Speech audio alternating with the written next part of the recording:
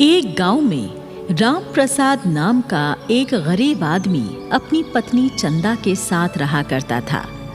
वो गली गली घूमकर गुब्बारे बेचा करता था और जो भी थोड़े बहुत पैसे वो कमाता उनसे उसके घर का गुजारा चलता था।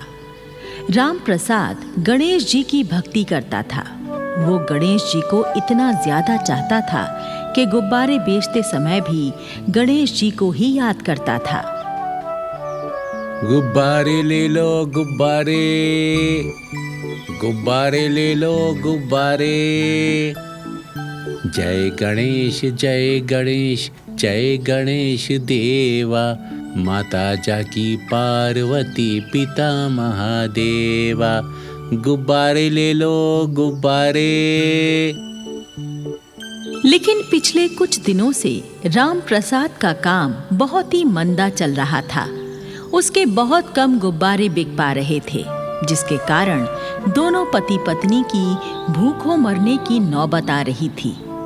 ऐसे ही एक दिन शाम को राम प्रसाद काम से घर लौटता है तो अपनी पत्नी चंदा को 20 रुपए देकर कहता है, ये ले चंदा, आज सिर्फ 20 रुपयों की कमाई हो पाई है। इतने कम पैसों में कैसे घर का गुजारा चलाऊं? ऐसा कब तक चलेगा जी? तुम कोई दूसरा काम क्यों नहीं कर लेते हो? अरे दूसरा काम करने के लिए मेरे पास पैसे कहाँ हैं? लेकिन तू चिंता मत कर चंदा। अरे गणेश भगवान एक दिन जरूर हम पर अपनी कृपा करेंगे और हमारी गरीबी को दूर कर देंगे। अजी वो दिन कभी नहीं आएगा। गणेश जी कभी हम पर कृपा ना करेंगे। तुम दिन रात गणेश जी की पूजा करते हो। अगर गणेश जी को कृपा करनी होती तो वे अब तक कर चुके होते। अरे तू भगवान को दोष क्यों दे रही है भाग्यवान? शायद हमारी ही भक्ति में कुछ कमी हो, तभी तो गणेश जी हमारी पुकार नहीं सुन रहे। लेकिन मुझे पूरा विश्वास है हमारे गणेश भगवान एक दिन हमारा कल्याण जरूर करेंगे। हाँ। फिर राम प्रसाद और चंदा दाल भात खाकर सो जाते हैं और आधी रात के बाद राम प्रसाद के सपने में गणेश जी आकर कहते हैं, राम प्रसाद, राम प्रसाद, तुम मेरी बहुत भक्ति करते हो, हर समय मेरा नाम जपते हो।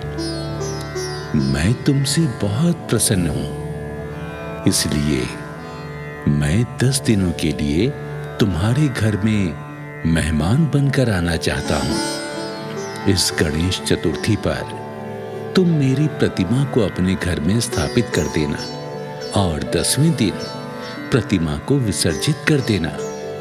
फिर देखना तुम्हारे सारे दुख दूर हो जाएंगे। मैं तुम्हारे सारे विघ्न हर लूंगा।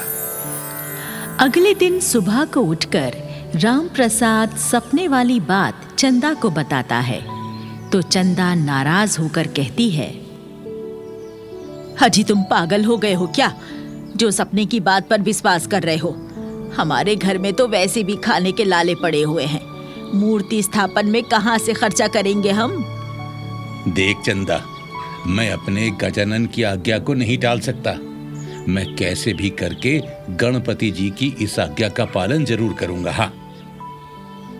और फिर राम प्रसाद अपने गुब्बारे लेकर उन्हें बेचने के लिए चल पड़ता है। और आज के दिन तो कमाल ही हो गया। राम प्रसाद के सारे गुब्बारे देखते ही देखते बिक गए। आज राम प्रसाद ने 150 रुपए कमा लिए थे। राम प्रसाद गणेश जी को धन्यवाद देता है। हे गणपति बप्पा, आपका बहुत बहुत धन्यवाद। आपकी कृपा से आज मेरी अच्छी कमाई हो गई। अब मैं आसानी से आपकी प्रतिमा स्थापित कर सकूंगा। राम प्रसाद बाजार से एक सुंदर सी गणेश जी की मूर्ति खरीदता है और अपने घर की ओर चल पड़ता है। रास्ते में उसे एक 8 साल का बच्चा मिलता है जो कि घायल था और बैठा हुआ रो रहा था। राम प्रसाद बच्चे के पास रुककर पूछता है, अरे बेटा, तुम तो बहुत घायल हो, तुम्हारी चोटों से तो खून रिस रहा है। तुम कौन हो और ये चोट तुम्हें कैसे लग गई? बाबा, मेरा नाम गणेशा है। मैं अनाथ हूँ। मैं इधर से जा रहा था तो एक कार वाला मेरा एक्सीडेंट कर गया। ओहो, अच्छा, रो मत। बेटा, तुम मेरे साथ मेरे घर चलो। मैं तुझ अनाथ को घायल अवस्था में अकेला यहाँ नहीं छोड़ूंगा। राम प्रसाद गणेशा को अपने साथ अपने घर ले आता है। चंदा घायल गणेशा को देखकर पूछती है, अजी, ये लड़का कौन है? ये तो घायल भी है। राम प्रसाद चंदा को सारी बात बता देता है और फिर चंदा गणेशा के जख्मों की मरहम पट्टी कर देती है। फिर चंदा खाना लगा देती है। तीनों खाना खाने लगते हैं, लेकिन खाना तो सिर्फ 2 ही लोगों के लिए था। 3 लोगों के लिए ये खाना पर्याप्त नहीं था। इसलिए राम प्रसाद अपनी 2 रोटियों में से 1 रोटी गणेशा को दे देता है। अरे, अब ये तो 1 ही रोटी बची है। गणेशा कैसे खाएगा? लो गणेशा, तुम पेट भरकर खाना खाओ। फिर चंदा अपनी 2 रोटियों में से 1 रोटी राम प्रसाद की थाली में रखकर कहती है, ये लो जी, आप पेट भरकर खा लो। मैं तो आज 1 ही रोटी खाकर गुजारा कर लूंगी। खाना खाने के बाद गणेशा कहता है, बाबा, माई, मेरा पेट भर गया है। आप दोनों का बहुत बहुत धन्यवाद। अब मैं चलता हूँ। अरे नहीं बेटा, इस हालत में मैं तुझे कहीं नहीं जाने दूंगी। जब तक तू पूरी तरह से ठीक नहीं हो जाता तो यहीं मेरे पास ही रहना बेटा। हाँ ठीक है माई, जैसी तुम्हारी इच्छा। अगले दिन राम प्रसाद गणेश चतुर्थी महोत्सव के लिए अपने घर में गणेश जी की प्रतिमा स्थापित करता है। गणपति बप्पा मोरया, मंगल मूर्ति मोरया। गणेश जी की पूजा करने के बाद राम प्रसाद गणेशा को प्रसाद देता है। बेटा गणेशा, ये लो गणेश जी का प्रसाद, मोदक। मोदक, हाँ, मेरा प्रिय मोदक। मोदक खाना मुझे बहुत अच्छा लगता है। गणेशा जल्दी से मोदक खा लेता है। फिर इसी प्रकार दिन गुजरने लगते हैं।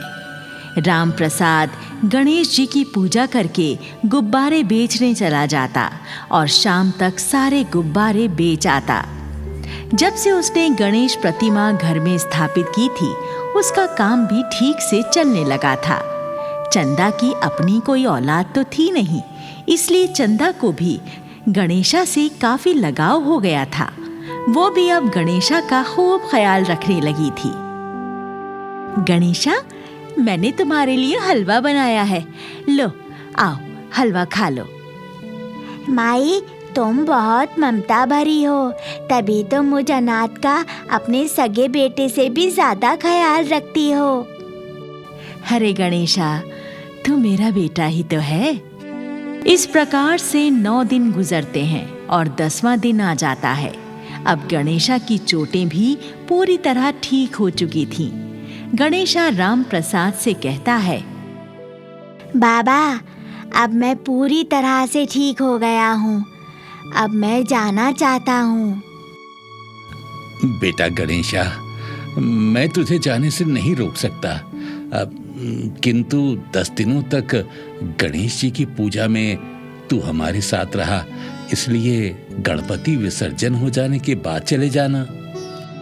ठीक है बाबा, मैं बाद में चला जाऊंगा। फिर मूर्ति विसर्जन का समय भी आ जाता है। राम प्रसाद, चंदा और गणेशा गणपति की प्रतिमा लेकर नदी के घाट पर पहुंच जाते हैं। घाट पर और भी बहुत सारे लोग विसर्जन करने आए हुए थे और सब गणपति बप्पा मोरया बोलकर अपनी अपनी मूर्तियों को जल में विसर्जित कर रहे थे। राम प्रसाद भी जल में उतरकर मूर्ति विसर्जन करने लगता है। किनारे पर खड़ा गणेशा चंदा को एक छोटा सा थैला देकर कहता है, माई, आप मेरा ये थैला पकड़ लो, मैं बाबा के पास विसर्जन कराने जाता हूँ। ठीक है, पर जरा संभाल के जाना गणेशा। गणेशा वहां से चला जाता है। थोड़ी देर बाद राम प्रसाद अकेला चंदा के पास आकर कहता है, चंदा, गजानन की कृपा से विसर्जन का कार्य बड़े अच्छे से पूरा हो गया। चलो अब घर चलें। अरे, गणेशा दिखाई नहीं दे रहा। गणेशा कहाँ है? गणेशा तो मुझे ये थैला पकड़ाकर तुम्हारे पीछे ही तो गया था, फिर कहाँ चला गया वो? राम प्रसाद और चंदा काफी देर तक इधर उधर गणेशा को ढूंढते रहे, मगर गणेशा उन्हें कहीं नहीं मिला। आखिर में वो समझ जाते हैं कि गणेशा अपने घर चला गया है और दोनों अपने घर लौट आते हैं। घर आकर चंदा राम प्रसाद से कहती है, अब सुनो जी, मुझे गणेशा से अपने सगे बेटे की तरह लगाव हो गया था। उसके वापस जाने का मुझे बड़ा दुख हो रहा है। ये देखो, उसका थैला तो मेरे पास ही रह गया। अरे दुखी मत हो चंदा, वो तो हमारे घर मेहमान बनकर आया था और मेहमान वापस जाने के लिए ही तो आते हैं। चंदा गणेशा का दिया हुआ थैला खोलती है। थैले के अंदर कई सारे मोदक थे जो कि सोने के बने हुए थे। सोने के मोदक देखकर दोनों पति पत्नी आश्चर्यचकित रह जाते हैं। हाँ? अरे चंदा, ये तो सोने की मोदक है। हाँ। हे प्रभु, हे बप्पा, ये कैसी अद्भुत लीला है आपकी। जय हो गणपति, जय हो गजानन।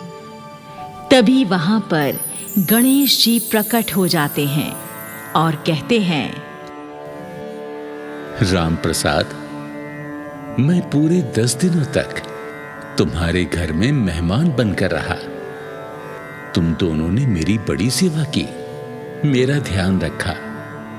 मैं तुम्हारी भक्ति से प्रसन्न हूं, इसीलिए फलस्वरूप मैंने तुम्हें सोने के मोदक प्रदान किए हैं। इन मोदकों से तुम दोनों की गरीबी दूर हो जाएगी। मेरा आशीर्वाद सदैव तुम्हारे साथ रहेगा। सदा सुखी रहो। आशीर्वाद देकर गणेश जी अंतर्ध्यान हो जाते हैं। राम प्रसाद सोने के मोदक बेचकर मिठाई की एक बड़ी सी दुकान खोल लेता है और पक्का घर भी बनवा लेता है। गणेश जी की कृपा से राम प्रसाद और चंदा सुखी जीवन जीने लगते हैं।